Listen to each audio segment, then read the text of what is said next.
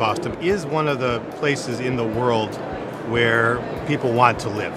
The history and the creative resources, the educational resources, the cultural richness that the city has, it's a very desirable city.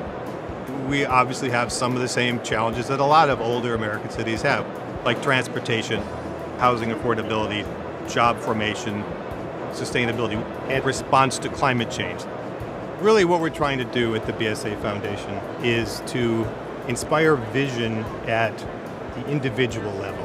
We're trying to engage communities and provoke positive change on policymakers and at the governmental level. So the BSA Foundation is particularly helpful because they're in the business of educating and inspiring people. They approach problem solving in a way that's collaborative, and those are the kinds of things we think are extremely important to address some of these challenges we're facing in both urban mobility and in climate.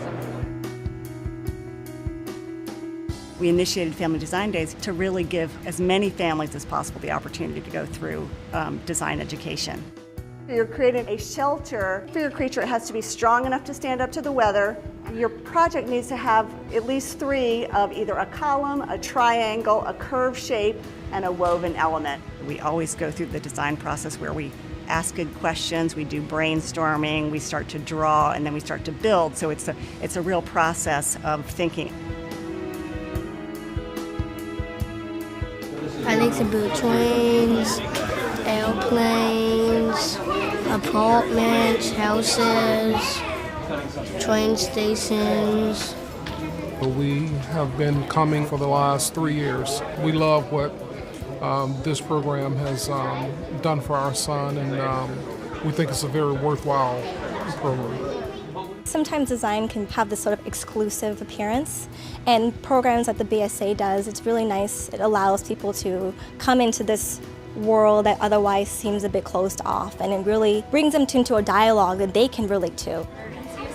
Instead of everyone telling them what to do, they're sort of figuring out on their own and sort of seeing design come to life. So I think that's extremely valuable.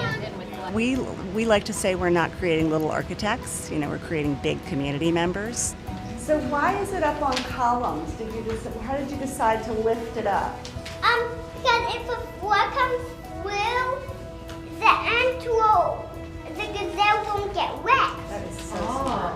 What we want to accomplish is having kids leave here understanding the process of design, understanding the way architecture and design really matters, and then go out and look at their city differently. The BSA and the BSA Foundation has supported learning by design and architects working with kids, and so none of these programs would happen without the Foundation's support. Anybody who lives near the ocean knows that it cannot be controlled, right? So there's a wildness and a beauty that you have to respect about the ocean. I'm the executive director of the Boston Harbor Association, and what I really care about is that point where the community meets a natural resource like the ocean. 40 years from now, high tide's going to be here every day, so we're going to have a canal that runs around Border Street, and it's going to flow back and forth, and we'll build bridges over it to get to our development. Usherette is essentially a hands-on design workshop in which we bring together different people to think about a particular design challenge or problem. The focus this year is on sea level rise, and more specifically how Boston might reimagine some of its spaces and places to allow the water in as we accommodate the change in tide. Had Hurricane Sandy peaked at high tide instead of low tide, a whole bunch of East Boston would have flooded. So now we have a third of the city of Boston that by the turn of next century could flood every year if we get a good storm at high tide. So we're looking at a wet future. I'm a current resident of East Boston, but I've also been there my whole life. We have a long view. We're playing a long game at this. We need to protect our community. We need to understand what's going to happen to us. So this is something that no one entity, no one sector can solve ourselves. We need neighborhood leaders, citizens, policymakers, we need architects, nonprofits like us, academics, all of the above to work together on this new challenge. When you engage communities appropriately and you listen to them and you talk with them and you educate them, you try to raise their comfort level and get them engaged in conversations, they help you because people really want to solve their own problems. One of the gifts of both the Boston Society of Architects and the BSA Foundation is they are really conveners. They provide the space and the resources for disparate folks to come together who didn't know they had common cause. They are kind folks, they are visionary folks, and they're making a really big difference in the city of Boston.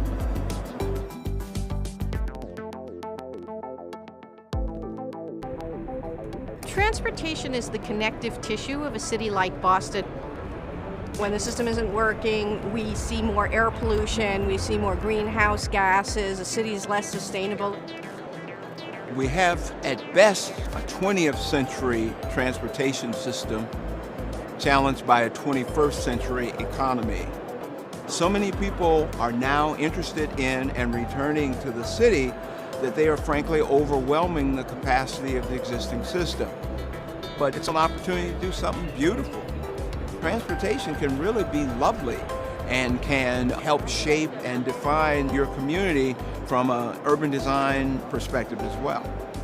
We have a plan to grow the population of Boston to 700,000 people by 2030. The number of people coming in and out of our city every day continues to grow. So we have to look at our transportation needs, both on highways and also roads, but also public transportation. We funded a series through the Boston Society of Architects called Traffic Advisory. We're really excited about this initiative because it provided an opportunity to get planners, transportation people, architects, regular residents, all in a room thinking about transportation, urban mobility, and the BSA and the BSA Foundation provided the forum for that. My favorite moment was when the BSA and the BSA Foundation invited the mayor of Rome, Ignacio Marino, to come and talk about how he's taken this car-dependent city and he's pedestrianized it. He was inspiring, and that's one of the roles I think that the BSA and the BSA Foundation plays really well, is connecting people locally to people across the world that can talk about these different things related to urban mobility and better use of biking, walking, and public transit. Having the BSA Foundation part of this discussion brings a whole new level of expertise to assist the city in making sure that we truly are prepared for the future.